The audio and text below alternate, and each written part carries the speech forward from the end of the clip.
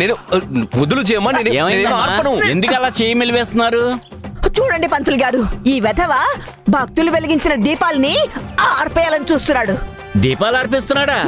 ఏమైంది బాబు? అయ్యో అది కాదండి, వీడు వెలిగించిన దీపం ఆరిపోయిందని మిగతా దీపాలు అలా వెలగడం నచ్చక కళ్ళలో నిప్పులు పోసుకొని ఆ దీపాలన్నింటినీ ఆర్పేయాలని చూస్తున్నాడు. లేదు పంతులు గారు, నేనేమీ ఆర్పలేదు.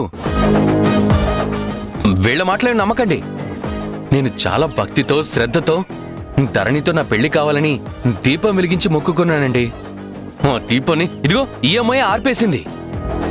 చూసారా పంతులు గారు, వాడార్పి వాడి దీపం ఆరిందని అందరి మీద నింద వేసి అందరి దీపాలు ఆర్పాలని చూస్తున్నాడు. నాకేం అవసరం అండి అతని దీపం ఆర్పడానికి? వీళ్ళ వంశమే అంతండి. ముదరష్ట బుద్ధులు, ముదరష్టపు ఆలోచనలు. వీళ్ళు ఎవ్వరు పచ్చగా ఉన్నా ఓరలేరండి, కళ్ళల్లో నిప్పులు పోసుకుంటారు. ఇలాంటి పాపాత్ములు దీపాలు వెలిగిస్తే ఆ దేవుడు ఎందుకు వెలగనిస్తాడు? అందుకే ఆర్పాడు. అది తట్టుకోలేక అందరి కోరికలు నెరవేరకూడదని అందరి దీపాలు ఆర్పే ప్రయత్నం చేస్తున్నాడు పాపిష్టోడు. ఏమిటి బాబు ఈ పనులు? నీ దీపం ఆరిపోయిందని అందరి దీపాలు ఆర్పేస్తావా? ఏదైనా కీడు జరిగితే అప్పుడేం చేస్తావు? పొరపాటున నీ దీపం గాలికి ఆరిపోయిందనుకో, దానికో పరిష్కారం ఉంటుంది కదా. పెద్దలను అడిగి పరిష్కారం చేసుకుని మరలా దీపం వెలిగించి కోరిక కోరుకోవాలి. అంతేగాని పక్క వాళ్ళ దీపాలు ఆర్పేయడం అది మంచి పద్ధతి కాదు. అయితే చెప్పండి పంతులు గారు, ధరణితో నా పెళ్ళవడం కోసం నేను ఏమైనా చేస్తాను. ఏముంది బాబు, చిన్న ప్రాయశ్చిత్తం. భగవంతుడి సన్నిధిలో తలనీలాలు సమర్పించుకుని శుద్ధి అయ్యి మళ్ళీ నిష్టగా మొక్కుకుని దీపం వెలిగిస్తే సరిపోతుంది. తలనీలాలు సమర్పించుకోవడం అంటే? అదే బాబు, బోడిగుండు చేసుకోవడం.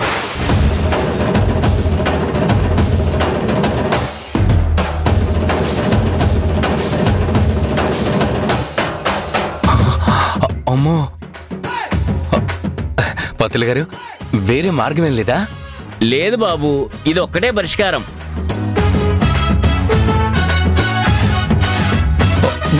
గుండు కొట్టించుకోవాలా? అమ్మో, అది నా వల్ల కాని పని. ఈ కర్లీ హెయిర్ స్టైలే నాకు పాపులారిటీ. నా పర్సనాలిటీకి ఫెచింగ్, నా ఫేస్కి వాల్యూ. అసలు ఈ హెయిర్ చూసానండి, నాకు కొన్ని కంపెనీలు యాక్టర్గా ఆపర్చునిటీ ఇస్తా అన్నారు. కానీ నేనే మా అమ్మకి దూరంగా వెళ్ళలేక ఇక్కడే ఉండిపోతున్నాను. వద్దు పంతులు గారు, ఈ జుట్టు మొక్కు తప్ప మరి ఇంకేదైనా ఉంటే చెప్పండి.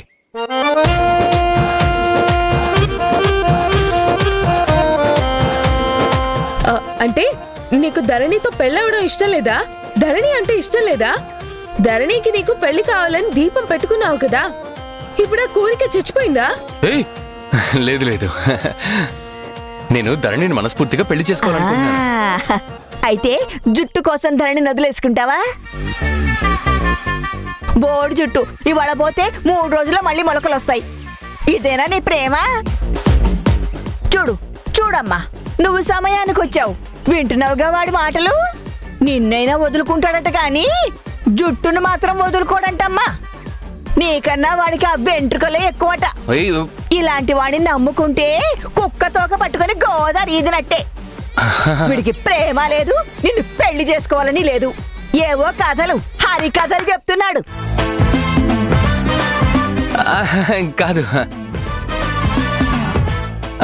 అవేమి నమ్మకు ధరణి, నువ్వేమీ నమ్మకు. నాకు నిజంగా నువ్వంటే ప్రాణం. నేను పెళ్లి చేసుకోవాలని మనస్ఫూర్తిగా కోరుకుంటున్నాను. అందుకే కదా దీపం వెలిగించాను. అదే నిజమైతే గుండు కొట్టించుకో. నీకే ఇబ్బంది లేకుండా మిగతా కార్యక్రమాలన్నీ మేము చూసుకుంటాంగా. తప్పదా పంతులు గారు? ఇంకో రకంగా మొక్కు తీర్చుకోవడం కుదరదా? పాపం ధీరజ్ గుండంటే ఇబ్బంది పడుతున్నాడు. ఆలోచించి చెప్పండి పంతులు గారు. లేదమ్మా, లేదు. మొక్కు మొక్కే. వాటి వేరే మార్గాలు, షార్ట్ కట్లు, షార్ట్ రూట్లు ఏమి ఉండవు. కోరిక తీరాలంటే మొక్కు తీర్చాల్సిందే. మొక్కు తీర్చాలంటే ఈ ప్రాయశ్చిత్తం జరగాల్సిందే. అది అప్పుడు తీరుస్తాం, ఇప్పుడు తీరుస్తాం అంటే కాదు, వెంటనే జరిగిపోవాలి. శుభస్య శీఘ్రం అన్నారు. ఏమండి పంతులు గారు? అవునవును, లేకపోతే దేవుడి దీపాలు ఆర్పినందుకు ఏదో శిక్ష వేస్తాడు. కీడు ఆ అది అంత మంచిది కదా బాబు. అసలే రోజులు బాగోలేవు. అడుగు తీసి అడుగు వేస్తే యాక్సిడెంట్లు, జబ్బులు ఈ మధ్య మరీ ఎక్కువైపోయాయి. అవునవును, ఈ వయసు వాళ్ళకి హార్ట్ అటాక్ కూడా వచ్చి చస్తున్నారు. అమ్మో, రిస్క్ ఎందుకు చెప్పు ధీరజ్? జుట్టు ముఖ్యమా, ప్రాణం ముఖ్యమా, ప్రేమ ముఖ్యమా? ఆలోచించుకో. అవునయ్యా, ఆలోచించుకో. అవును ధీరజ్, ఆలోచించు. రిస్క్ చేయడం ఎందుకు బాబు, మార్గం ఉందిగా. ధీరజ్, ఎందుకు చెప్పు లేనిపోని రిస్కులు? జుట్టు ఇవాళిస్తే 3వ రోజుకి మళ్ళీ మొలుస్తుందని పెద్దావిడ చెప్తుంది కదా. గుండు కొట్టించుకుంటే ఓ పని అయిపోతుంది, మనసులో అనుమానం లేకుండా ఉంటుంది. కానిచ్చే ధీరజ్. ఇంకేంటి బాబు ఆలోచిస్తావెందుకు? గుండు కొట్టించుకోవడానికి టైం అయిపోతుంది. పద పద పద పద.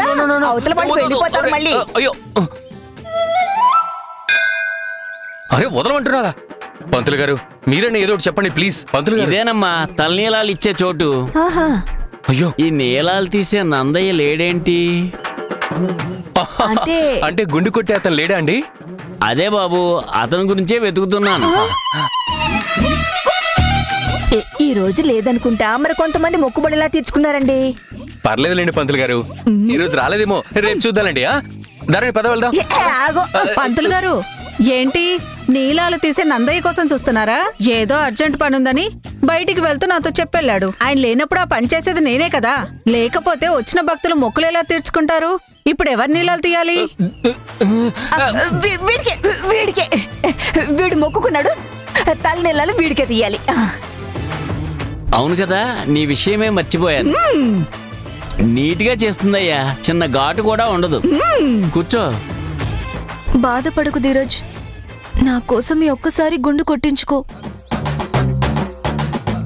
అయినా దేవుడు ఈ మొక్కు కూడా గొప్ప పుణ్యమే ఇస్తాడు. నీ మనసులో ఉన్న కోరికలన్నీ నెరవేరుతాయి.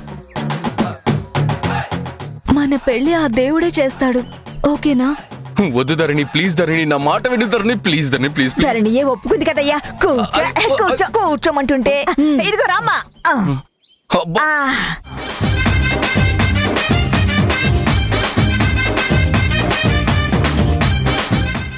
ఏమండి? ఆగు బాబు, నేను నీట్ గా చేస్తాను జేమా, కదా. జేమా. ఏంటి, ఏం జరుగుతుంది ఇక్కడ? రాజరణి, వీడే ధరణి కోసం గుండు కొట్టించుకుంటున్నాడు. ప్రేమ ఎంత గొప్పదో చాటుకుంటున్నాడు. తలనీలాలు అర్పించి తనది నిజమైన ప్రేమ అని దేవుడికి చాటుకుని తర్వాత పెళ్లి కావాలని దీపం వెలిగిస్తాట. అలాగా, మంచిదే. తలనీలాలు ఇచ్చే మొక్కు కన్నా ఇంకేది గొప్పది కాదు. కానివ్వండి కానివ్వండి. పొద్దున పువ్వులు కొనలేదన్నా కదా ఇదంతా? కొంటాను, 2000 కొంటాను. ఓకేనా? జేమో, అయ్యో ఇవాళ నా టైం బాగోలేనట్టుంది. అనవసరంగా ఇరుక్కుపోయాను. వద్దంటే ధరణి ఫీల్ అవుతుంది, చేయించుకుంటే నా అంతం పోతుంది. ఈ ముసల్ది మధు కలిసి నన్ను ఇలా ఇరికించారు. చివరికి బోడిగుండు చేయిస్తున్నారు. తర్వాత బొట్లు పెట్టి గాడిద మీద ఎక్కించి ఊరేగించిన ఊరేగిస్తారు వీళ్ళు. ముంచుకొచ్చింది.